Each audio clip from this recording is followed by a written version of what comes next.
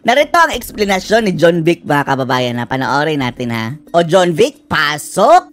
Aham!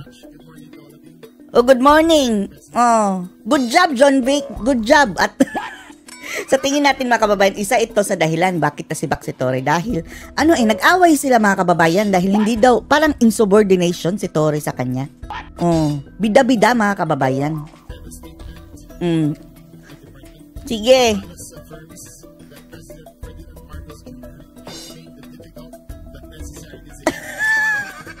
Sa palas, ha? Oh. Ang palasyo ang nag-decide dito, mga kababayan. Huwag niyong sabihin drama, ha? Kung drama man lang, okay na drama. Pero sampal ito kay Torre, mga kababayan. Relieved ang nakalagay. At ang mas importante, mga kababayan, naalis na siya sa, kapulisan, PNP. Ilagay siya sa gabinete, go ahead. Mas mataas sa peso, go ahead. Gawin siyang, ipalit siya kahit sa kanya, go ahead. Pero malabo yan, mga kababayan. Lakas ang kapit nito, si John Vic. Sa Malacanang dahil anong sabi ni Maharlika? May nagka-crash daw, mga kababayan, sa kanya. Relieved. Buti nga.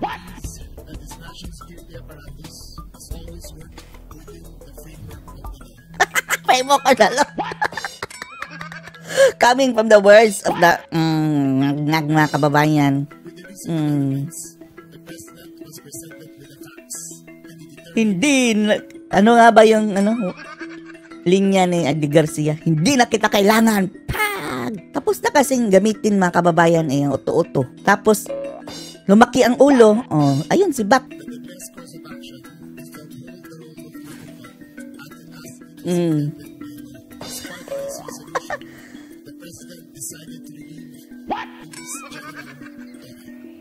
Buti nga. Not an easy choice. Ang problema nito, mga kababayan, kung mayroong etong si Torre gaganti. Diba? Nakaamba na yung mga kaso, mga kababayan. Hindi lang naman si Torre ang kakasuhan. Pati yan sina John Vic.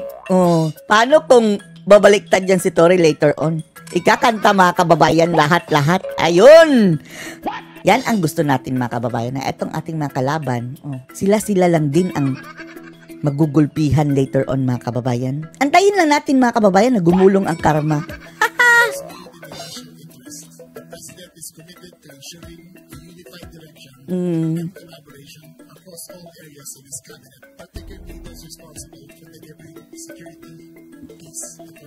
Akala ba natin, believe na believe si BBM doon sa pakitang gila si Torre. 3 minutes response. Ano daw yun? Apparently, mga kababayan, walang silbi pala. Oh, salamat paghuli kay Kibuloy at kay PRRD. Ngayon, hindi ka na kailangan.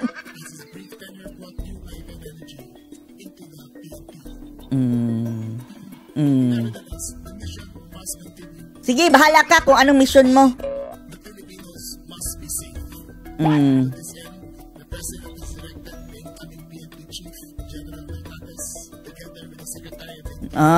Mayroon ng bago, mga kababayan. Sana nga, matino yan, mga kababayan. Dahil ito si Torre, talagang something is wrong with that person talaga, mga kababayan, di ba? Something is terribly wrong.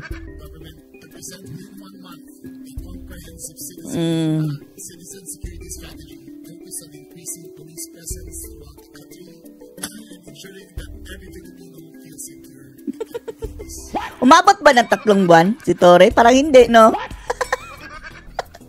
Parang contractual worker lang, mga kababayan. 3 months. Na-endo na siya. That's all? Sige. Question. Ang daming. Mayroon lang statement si Torre. Pakinggan natin ang statement ni Torre. Mas mabuti nga, mga kababayan, na ilagay si Torre sa gabinete para nagkakalat kasi hanggang nandyan si Torre, mga kababayan, ang dami-daming clown na nandyan sa administrasyon. Sige, kunin nyo na may higher na position para may pagtawanan tayo. Pero, in fairness sa'yo, Torre, ha? Masakit ngayon, mga kababayan, masakit yan. Para sa kanya dahil bastos parang nabastos siya, nasampal siya, mga kababayan. Pero, baka blessing in disguise mo na yan ngayon, Torre, dahil pagdating ng 2028, lagot talaga kayo. Meron ka pang time para magtago, maglaylo. Sige. First question. Anong tanong mo? Good morning, masayang morning. Oh, nakatalon tayo mga kababayan. Maraming beses.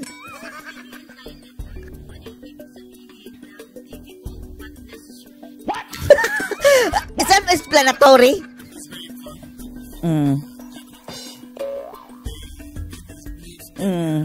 Oto-oto eh. Meaning, hindi na kailangan.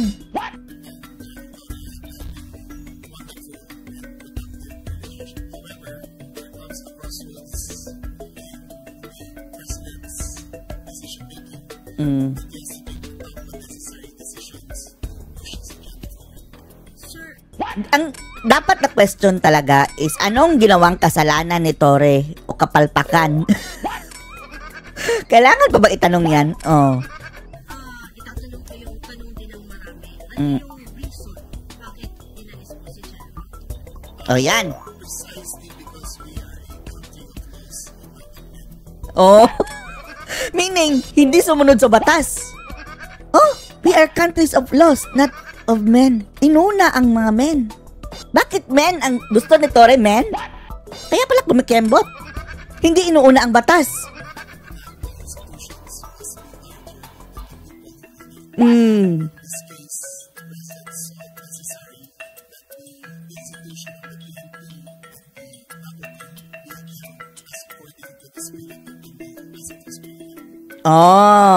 Para talagang 'di ba, mayroon silang conflict diyan mga kababayan dahil gusto bang i-insist si Torre ang kanyang gusto na hindi sinusunod ang NAPOLCOM?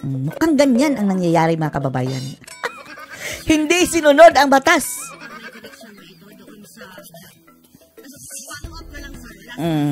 Sir, para lang mabuo yung storya.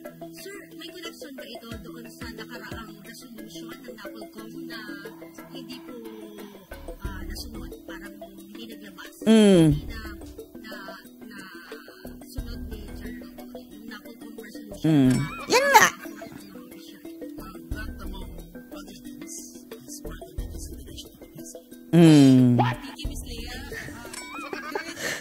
So malinaw yun mga kababayan ha.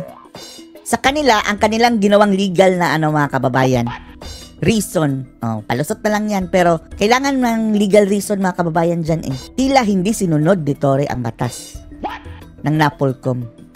Sinabi niya, rule of law, not rule of men. Yun ba? Baka Madan Fernandez tayo dito ah. Sir, good morning. Sir, my first question is, kunin mong bodyguard ni BBM. Go! Hindi na lang mga kababayan. Gawin na lang bodyguard ni Admiral. Oh. Doon ang tagabantay ng mga, sama-sama na silang sa swangit muli. 4-star. Bawiin, no? Bawiin ang 4-star.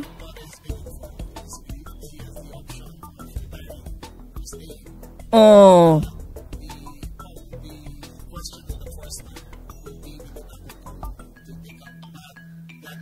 No, baka bawiin pa ang 4-star niya. Isang star na lang, 5-star na.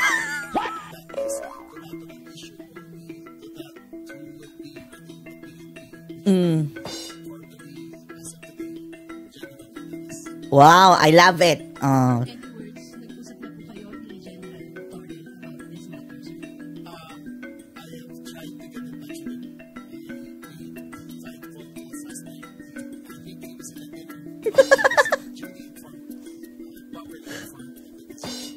Habang kumakain mga kababayan, siguro naluwa niya ang kanyang kinakain.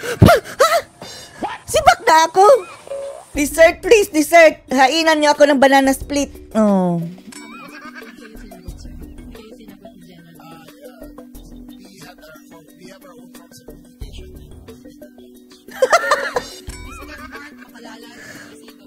DZWB.